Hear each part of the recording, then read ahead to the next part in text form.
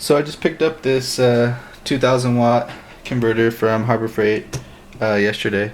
So I thought I would just do a little review on it. It's a newer model. The reviews that I've seen online are a different model. This one, because the big complaint that I've heard on all the other reviews is that as soon as you flip it on, the fans continuously run and they burn out your battery. With this one, that's not the case. When you flip it on, if nothing's going on, if you don't have anything plugged in or it's not using a lot of juice, it's pretty much not going to have those fans on.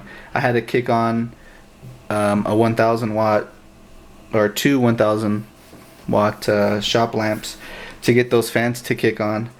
Yeah, so let's take a look. I've already taken that out of the box and done some other modifications, but so these are the cables that it comes with. I bought these at Harbor Freight as well. They're about 40 bucks. I don't know, I didn't want to rig up my own cables. I thought that this would be good in case I just want to have them hooked up to some jumper cables like I did, just so that way it's a little bit more portable. I was thinking about wiring it into my van permanently, but I would still keep these just in case I wanted to unbolt it and use it somewhere else, in a boat or whatever. So yeah, let's take a look at the actual unit.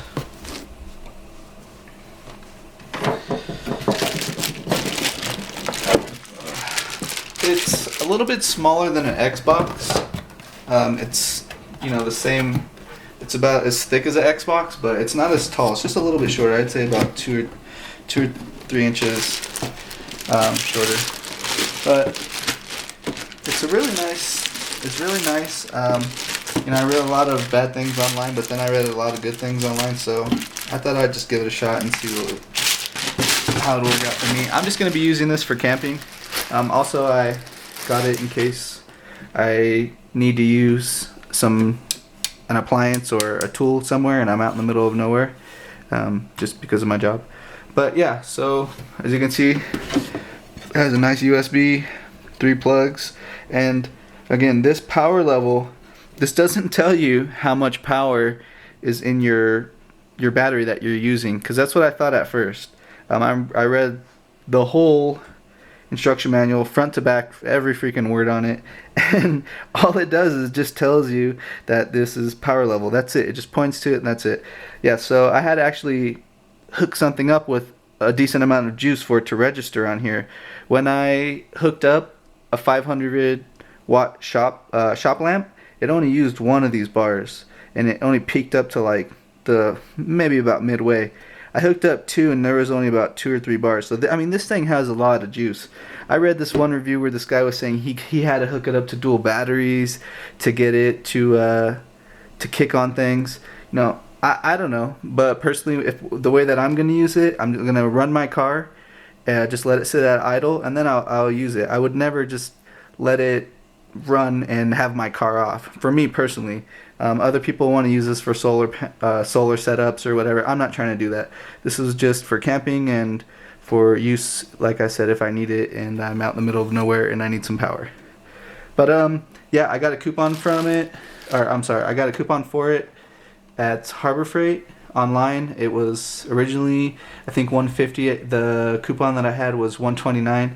So I thought, why not? I was gonna buy the 1000, but I just figured, you know, for extra 20 bucks, 30 bucks, I can get something that's dual capacity of that.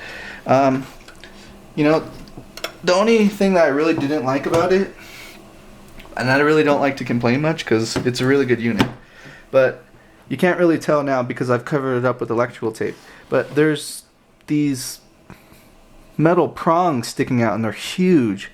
That could definitely short out something if you mount it the wrong way or someone messes with it, whatever. There's just a lot of room for error there. So I just covered it up with some electrical tape. I know it doesn't look the best, but whatever. It's gonna do the job, and someone can touch it or a tool can drop on it, whatever. Someone's watch. I've seen it all and I've heard it all with electrical stuff. So yeah, I just kind of eliminated any way for it to short out there. There's no metal whatsoever exposed.